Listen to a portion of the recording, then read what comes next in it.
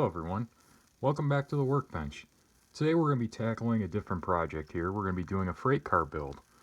This is actually a car I kit-bashed here, model of a Conrail GE52 coil car.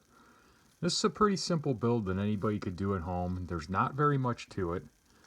These cars started off with the Erie Lackawanna and were conveyed to Conrail in the when Conrail was formed in the 70s. So I feel this was requested by viewer Ed. I can't remember your last name offhand right now, Ed, but you asked for it, so I'm going to go ahead and do it. This is a simple build, so let's go ahead and let's take a look at first what we're going to need to do this car, because it's pretty simple.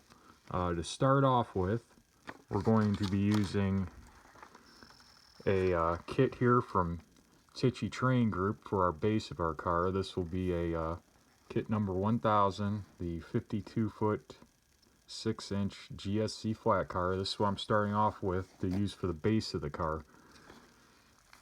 The next piece we'll also be using, and kind of the whole reason we could even do this build, is from our friends here at State Tool and Die. There's their website. I'll go ahead and link this in the description to the video, so any of you that want to do this build could also get this. This is a GE52 coil cradle. Without this, we wouldn't be able to do this build. It's already done for us. We don't have to scratch build this or nothing. So this makes this kind of a simple kit bash. So that's kind of one of the reasons we can do this. Also, we're going to be using something I didn't use the first go around, but we're actually going to be putting coupler pockets on this one from Details West. These are CC 1025. And these aren't an exact match, but these were the closest ones I kind of could find when I was looking.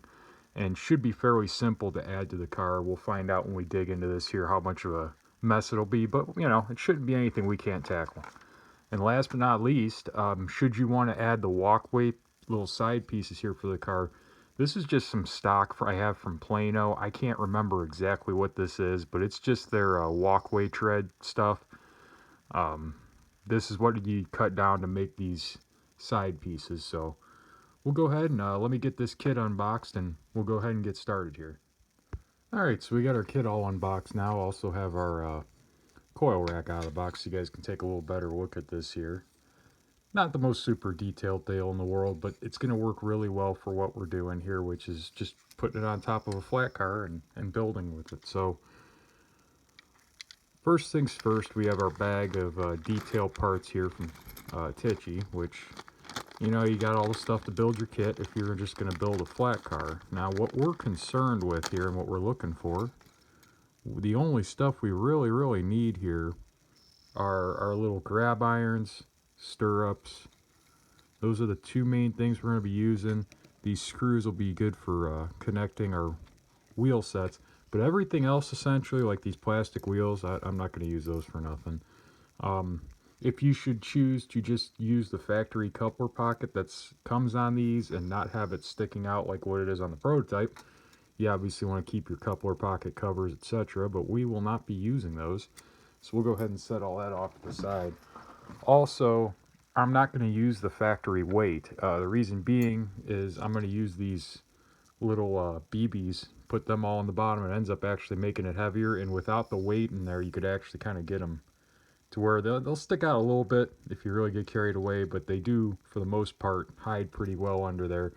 And that's what you want. You want as heavy of a car, especially when dealing with the flat cars you can get, while still keeping things hidden. So we're going to go ahead and set this off to the side. I'm actually going to put it in my drawer with all my weights. What I will be using for the wheel sets and trucks, I've got, these are from Accurail. They're 100-ton deals. You can buy these direct from Accurail in bulk, which is what I do, and the wheels are going to be from Tangent Scale Models. They're the semi-scale style, so they're going to be looking pretty good, looking pretty dang good. But for right now, we're not going to need either of those, so we're going to set those off in our parts box, as well as we're going to put our stirrups and everything off to the side, because we have some work we need to knock out here first on our flat car kit. So these are our 70-ton trucks that come with the kit. As you can see, they look pretty good. We'll save them for something else. They're not going to be for this, obviously. But first things first, we need to go ahead and start doing some cleanup work here on our flat car. Now, I'm going to go ahead and I'm going to cut off this piece that's sticking here. Get that all flattened out. And the biggest part of doing this project is we need to remove all of this detail along the side, and you do that with a flat chisel blade, but we got to take it all the way off, and then we will have to rework these edges some as well to better fit the car, especially in the center. We're gonna have to trim that down a little bit. So I'm gonna go ahead and I'm gonna get started here, just taking our flat chisel blade and just placing it up against flush with the side of the car and starting to work some of this side detail off. I'm gonna do this all the way down the side of the car because we want a flat surface for when we make our new sides for this, because we'll be making sides out of sheet styrene and cutting them down to go over top of this. So if you have this where it gets gouged up a little bit or anything, not a big deal. As you can probably see here on the actual finished product here, that's just a thin sheet of styrene I cut to fit on there. So we'll be getting to that a little bit later here.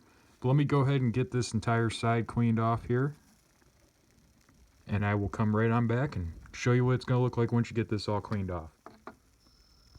Alright, now we got our car sides we got everything off the sides there, all that detail's gone, so we have a fairly flat and smooth edge.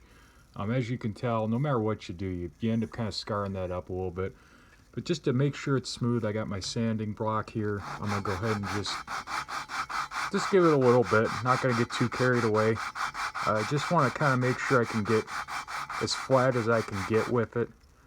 You know, just clean up that edge a little bit and try to kind of make it so it's not as harsh.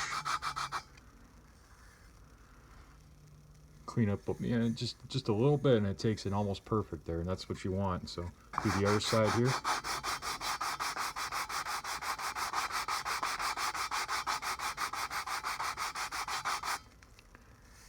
Nice and cleaned up. Again, it doesn't have to be completely perfect. You just want it to be fairly smooth, so when you glue the styrene to the side, it won't be too lumpy or anything. And while I also have this out, I'm going to go ahead and work down the center a little bit. When we put the styrene sides on this and we cut them, they're going to be a little bit shorter to where they're going to sit up higher than this center section here. So I want to bring this down. Obviously, it doesn't have to be perfect. It's going to be behind the sides anyway, so don't worry if you kind of take it down too far or anything. We just want to bring it down, and this is honestly the simplest way to do it, is just sand it. So go ahead and work this through. There we go. Starting to get that down there a little bit.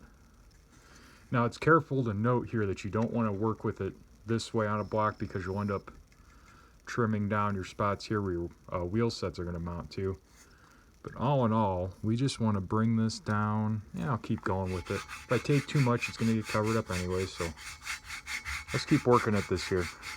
I'll go ahead and come back when we start messing with the coupler pockets and preparing those for our Details West parts. Alright, so now I've got our sanding work all done here. You can kind of see how that bottom's, it's just brought down in the center more. These cars have kind of like a bowedness all the way through, a little bit of a round deal to it. I just wanted to flatten that out, that way when we go to put our sides on, that won't be hanging down too far. So next thing we're going to have to do is we want to put our coupler pockets in.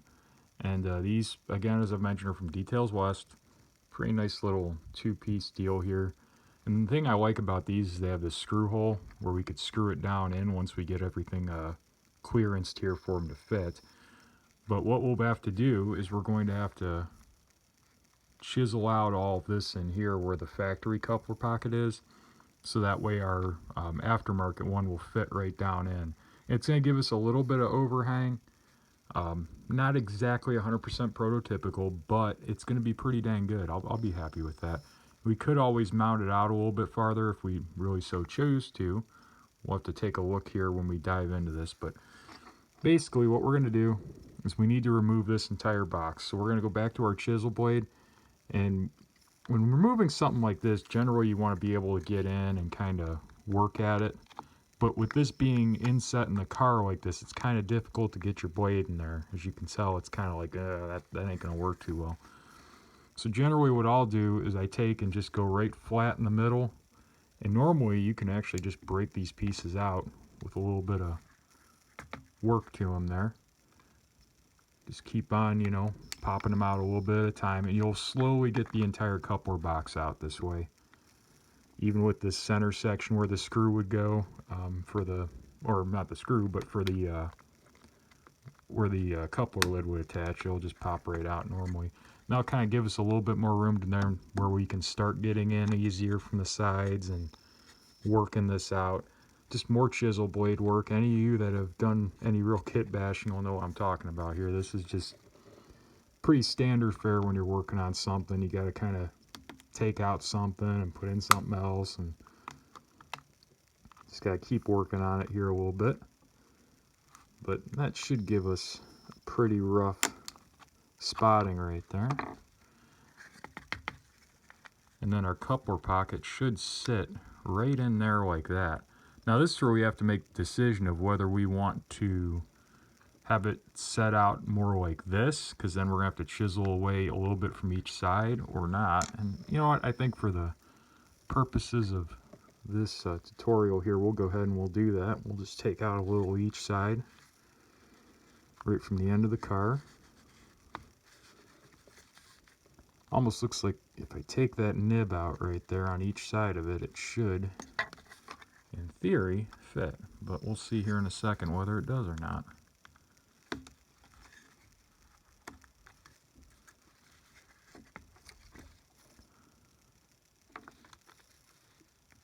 Yeah, that's almost there. Of course, Details West puts a little deal hanging out the top there. I don't know why that's there. Probably to mount to a car, but we don't need that where we're going. Oh yeah, that's what I'm talking about right there. Now another small issue you're going to note here is that this entire little section here is slightly higher than the rest of the inside of the car, probably for the coupler. Well then, in taking and adding this thin little bit that's in here in the coupler pocket, we're going to be sitting just a little bit on the high side.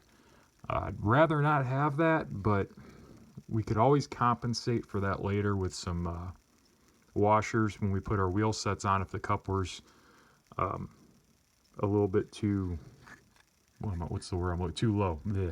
The coupler's sitting too low. So that's more than likely where I'm going to go. If you feel the need to go ahead and chisel this out, by all means go for it. When I tested this before I started filming, it did not go so well. So that's why I would say just go more with the approach of we'll shim it up later. So let me go ahead and get the other end of the car cleaned out here, because I haven't done that one yet. And I'll come back when we start mounting this. Alright, so our coupler boxes are gone, as you can see there. So now we gotta go ahead and assemble these Details West ones now.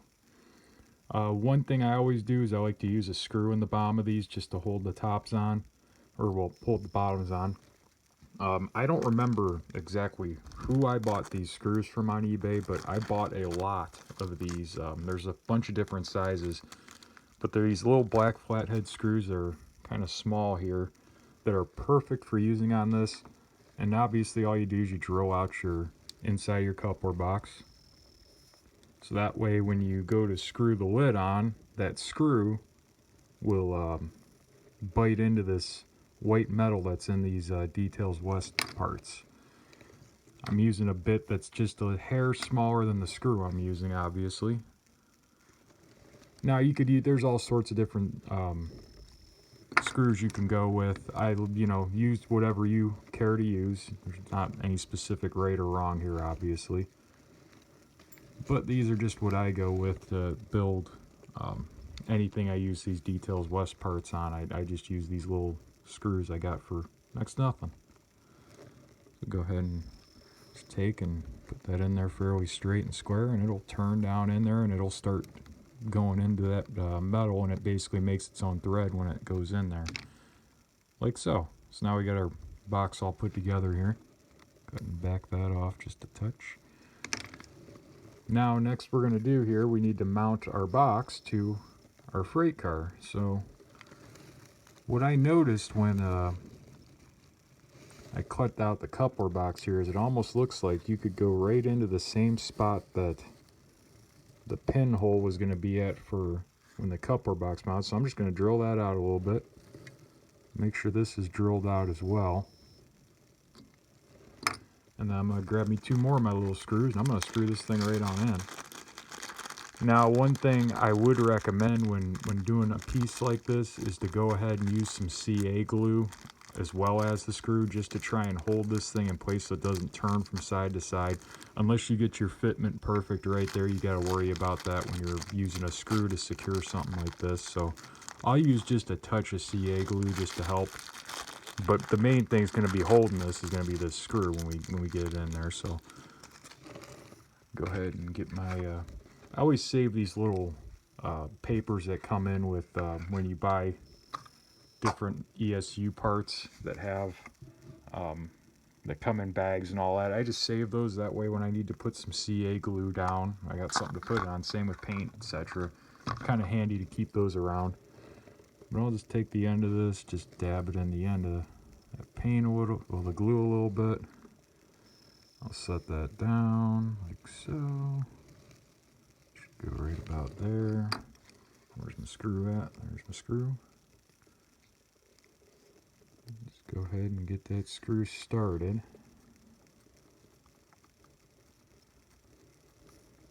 Alright, let's see now. Screw's not all the way through yet.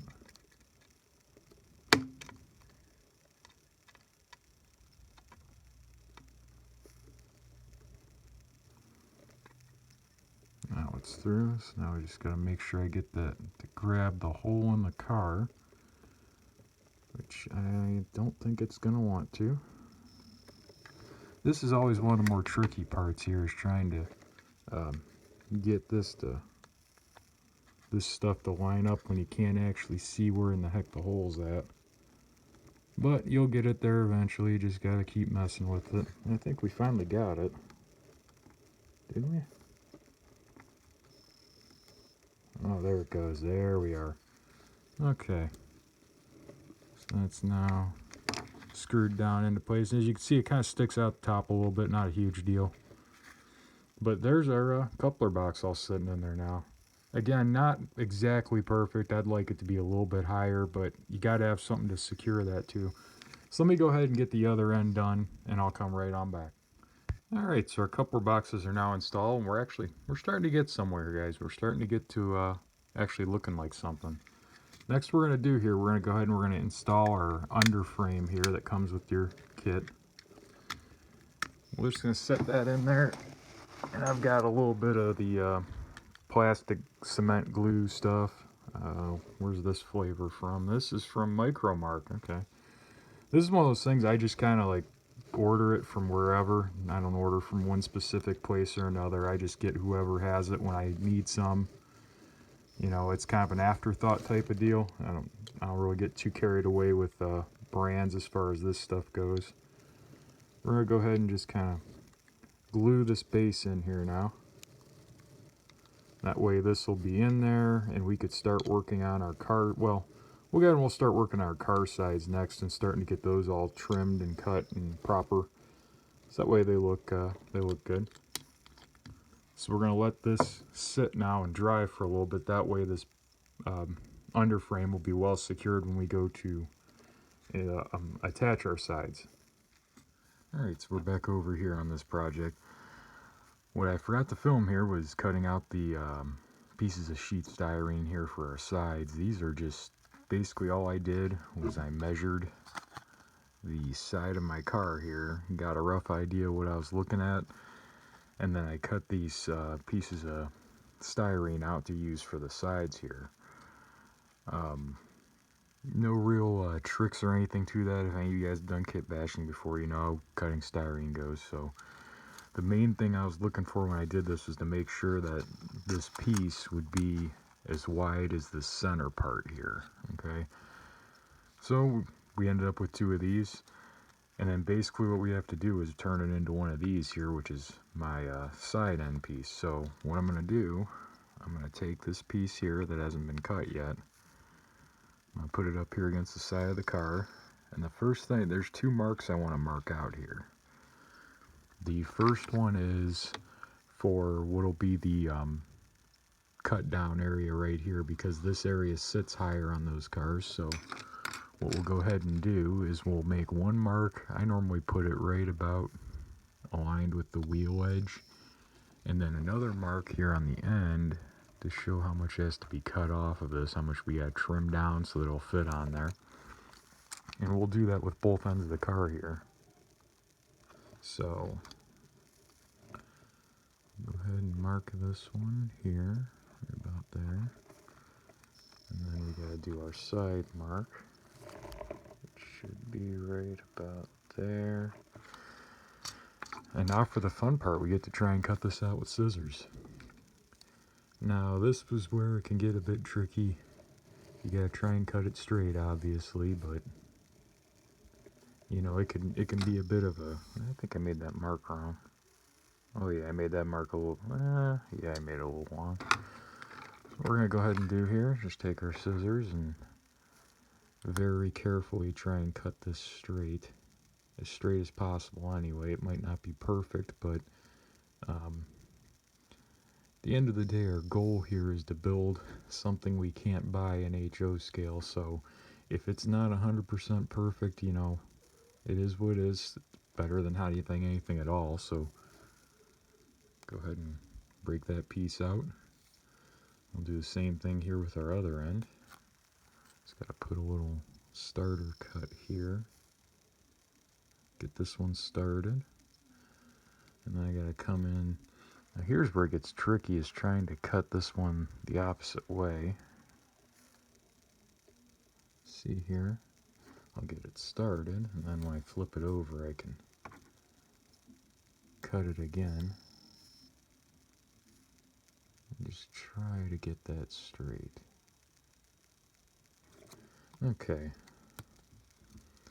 So that'll leave us with something that looks about like this, which when you put it up on your car here, should be right about where we want. I might want to take a little bit more off. Yeah, I'm going to take a hair off that. No, maybe not. That might be alright right there. Okay, so the next thing we got to do here is we have to take and put our angle cuts in here. So those are pretty much I just kind of eyeball it and take and cut this edge here about like so. Kind of give us that little angle there. And then you do the same thing with the opposite side. I feel like that's too, I gotta trim this down a little bit. That seems like it's just a hair too thick. I'll cut that down just a little bit. If I can do it, let's see if it'll cut it. Maybe not. No. We might just leave that one as it is. And I'll go ahead and just put the angle cut in there. Yeah, we gotta trim a little bit off of that. That's too thick.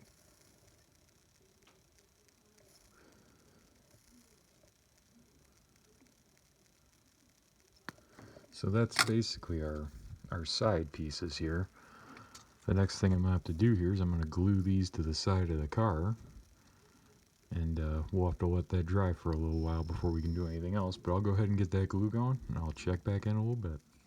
Well, we got our sides on. While we're waiting for those to dry on completely, I'm gonna go ahead and throw on our coil rack now.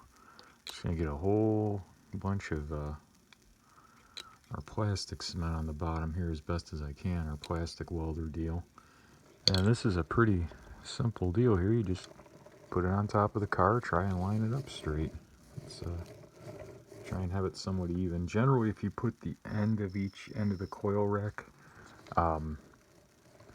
right about like centered right over top of the edge of that roller bearing, it should line up well.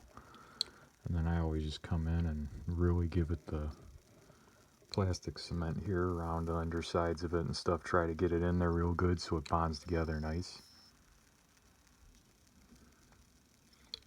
We're starting to actually look like our prototype here. A little bit at a time, we're getting there. Still have a lot left to do, a lot of little detail stuff anyway, which we'll be getting to shortly, but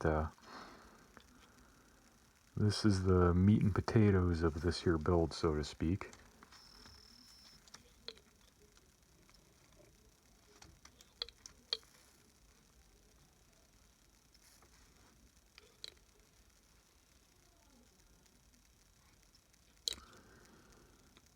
So we'll go ahead and we'll let all this dry, and then I will get back to you when we start doing all of the little fine detail work, all of our little grab irons and stirrups and all the fun stuff.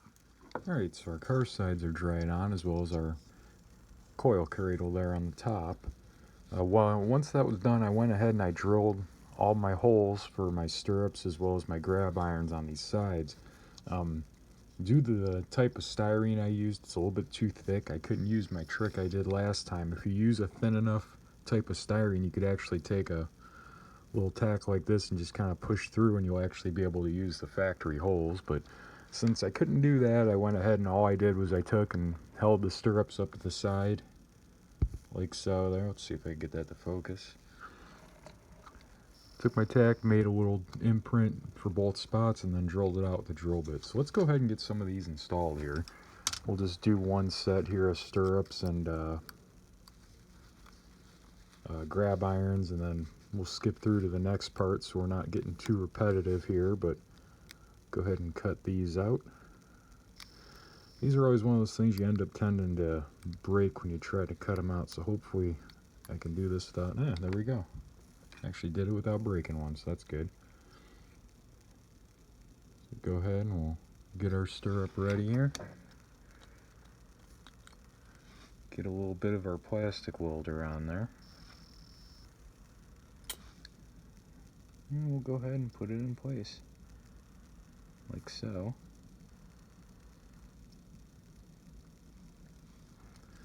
We'll do the same down here at this opposite end of the car as well.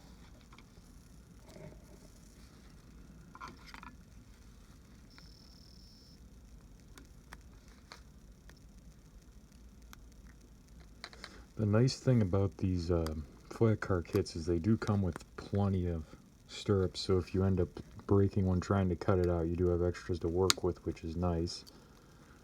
I do really enjoy that about these kits, because, you know, if you're like me, generally you're going to break one or two trying to cut them out, so it's good to have a few extras when you're working on something like this. I'll go ahead and put those in place, like so. I'll go ahead and throw a grab iron on too, just for demonstrational purposes. Cut that out of our sprue and get that installed.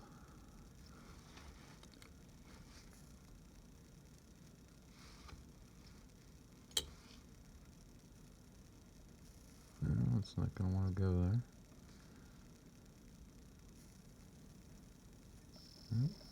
Come on. There it goes. Sometimes these things just do not want to go into place, but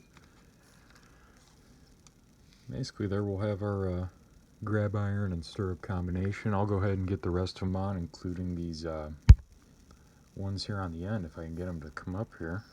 I'm going to show it in the light, but I'll go ahead and get the rest of them on, and then we'll go on to the last part, which will be attaching our walkway. Alright, so we have all our grab irons installed. I also went ahead and installed our brake wheel here on the end.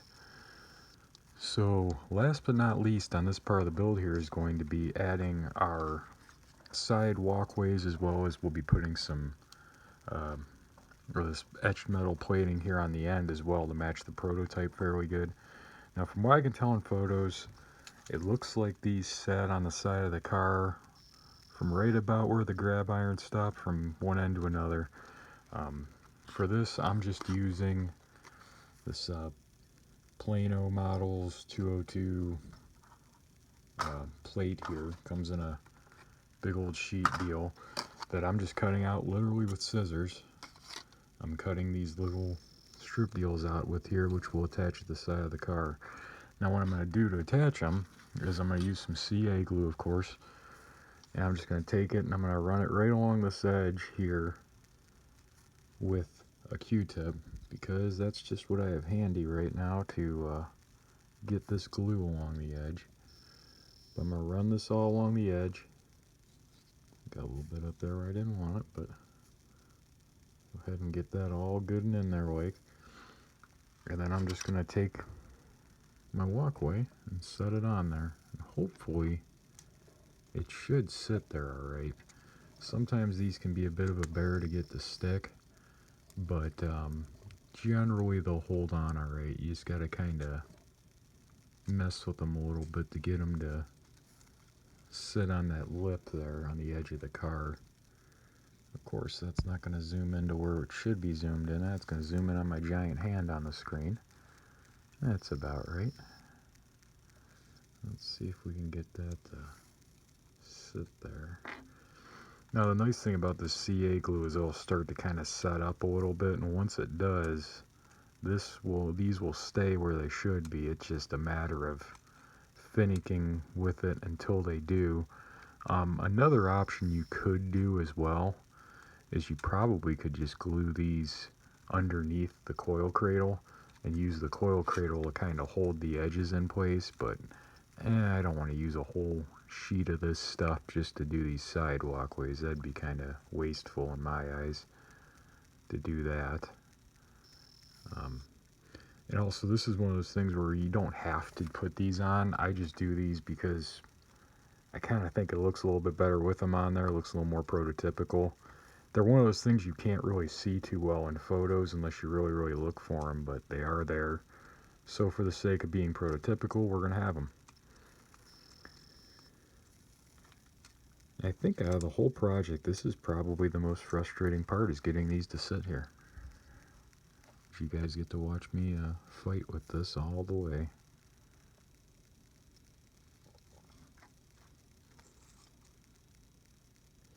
But every one of you that does this at home will also be fighting with this, or you'll do the fun way and just leave these off. If you get them glued on there well, they won't fall off. They won't be too fragile. I've never had any issues with the car I built with them coming loose or coming off. So as long as you get them glued on well, you're good to go. It's just this part's the kind of the pain in the rear. Get that just to sit there. It'll also help a little bit if you make them a little bit more narrow. It's just hard to cut this so thin, the width so thin to be able to do that and cut it straight. So I'm going to keep fighting with this here, and I'll come back when these are on there and dried and have the end ones on as well for our final parts of essentially the Kitbash part of this build. Alright, so we have our walkways all glued on now. As you can see, they're not perfectly flat. That's just kind of the nature of what we're working with here. At the end of the day, this isn't meant to be a perfect model. This is just meant to be a good stand-in. Maybe someday somebody will actually make these in HO scale, and we'll have something better. Another thing to note too as well is you can add like a little brake line here if you're so inclined to do so. I'm not that concerned with stuff like that, because little things along the truck frames, when they derail, they get broken, you gotta glue them back on. Same with like cut levers, things of that nature. I don't really like to get too carried away. So the next thing we gotta do here before we can move on to our final work here is get our little brake hose installed here on the end of the car. In order to do that, I'm gonna have to drill a little hole in the end and put it in there. I think, yeah, I'm gonna have to make a little hole, then I'll install that on there. So let me go ahead and get those drilled, and I'll come back with you here in a second. Alright, so we got our holes drilled in the ends now so we can install our air hoses. What I'm gonna go ahead and do here is I'm gonna cut this one down a little bit because it's pretty long. I don't need that much hose. I cut it about there. I want to have a little bit to feed through so that way it kind of stick inside a little bit better. I'm just going to take and dip it in some CA glue and feed it through. And really nothing more to it than that.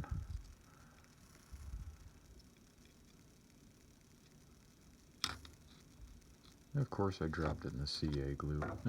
As long as I don't glue my fingers together, we're good. Go ahead and take and feed this in there now. And like most things, I always kind of drill things out a little bit big. That's just kind of the way I like to do things, so I don't have to fight nothing too much. And the other thing I'm going to do here is I'm just going to kind of set this up, like right along the side there. That should be about what we're looking for. We'll just have to let that dry, and then that'll be good there. Kind of angle it the way we want. And I'll do the same thing with the opposite end here. We'll go ahead and spin this around. Cut the other one a little bit shorter.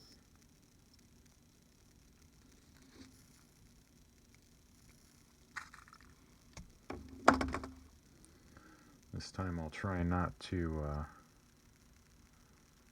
drop this all the way in the glue. Let's see if I can do that. Yeah, alright. Didn't drop it all the way in.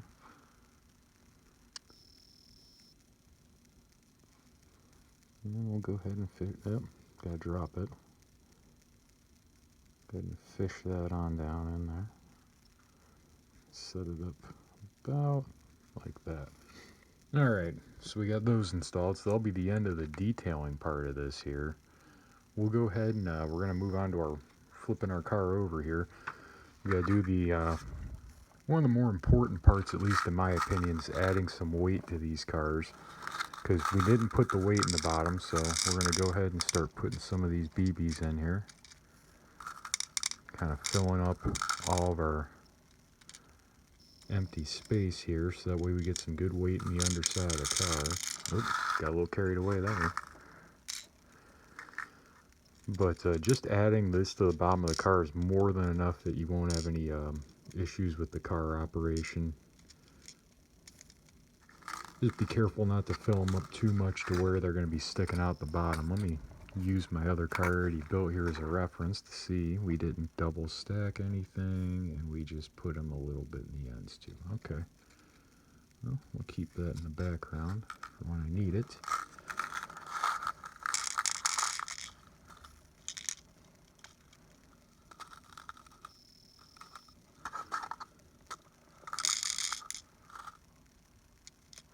And once we finish up with this, we'll be able to move on to the painting portion of this, which should be pretty fun. We'll be using some scale coat paint, which unfortunately I heard scale coat's no longer around. They went out of business recently, which is a real shame, because I used their clear coat, I used all their paint. I mean, it's really kind of a bummer to me. They made a really great product, real easy to work with. Very, very good colors. I never had an issue with the color not being right. So that's really a shame to hear that they're no longer making paints and no longer around. You have to find a replacement for them here pretty soon. But for now, I gotta use up the rest of my stock of the paint I have. I've got a boatload of Conrail blue, thankfully, as well as a bunch of thinner. So be able to go ahead and enjoy that until it's gone. Alright, put one more in there. This is one of the more tedious parts here, actually. You know, the whole build is just putting these little things down in here. You end up losing them everywhere, and you gotta pick them up before the cat gets to them, because right now you guys can't see her, but she's all of a sudden interested in my workbench. That's interesting development. She has never had any interest in the workbench. Now she wants to. And if she decides to say hello, I'll have to get her on camera and shoo her away, but I think she wants some attention right now. Let's go ahead and get the last of these in here.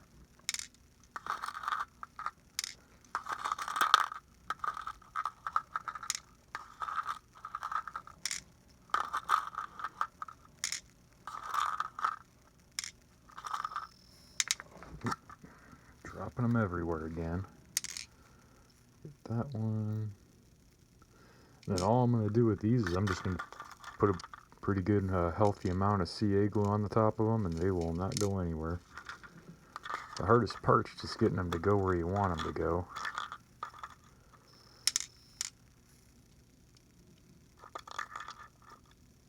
Alright, there's those ones down there. There's that. Where the heck did that other one go?